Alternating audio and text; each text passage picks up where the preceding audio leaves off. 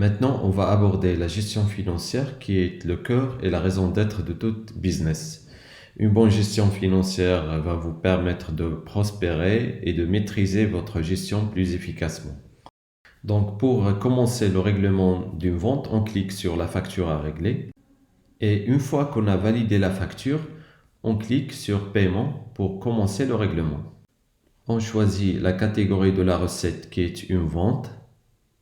On ajoute la date d'enregistrement du paiement et la date de valeur de la réception du paiement.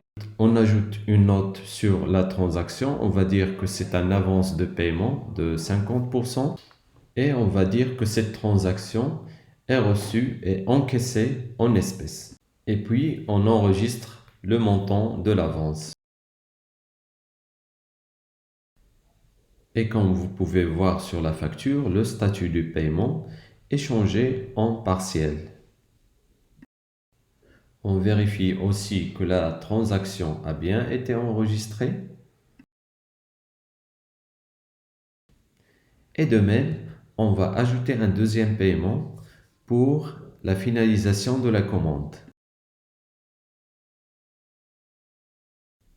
Et cette fois-ci, le mode de paiement de la transaction va être un virement vers notre compte bancaire.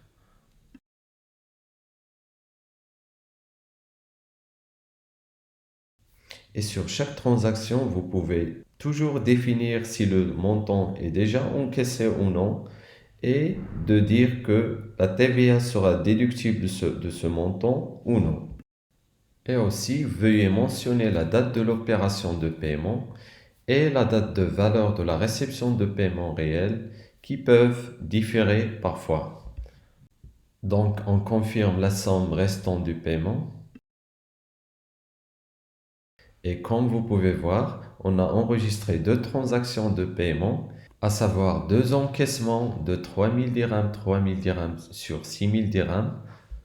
Et voilà le statut de la facture qui est changé en payé. Et ce n'est pas juste ça.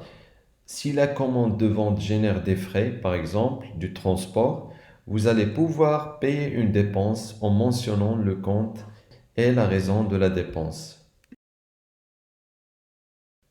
Donc voilà, on va dire que lors de la finalisation de la commande, on a payé le transporteur un montant et on va l'enregistrer dans le système dans la classe des frais de transport.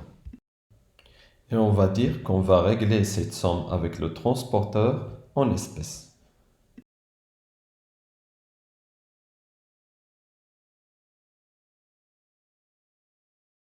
Et donc voilà votre commande de facture client en statut payé, les transactions encaissées, chacune avec les détails, et les frais engendrés par la vente.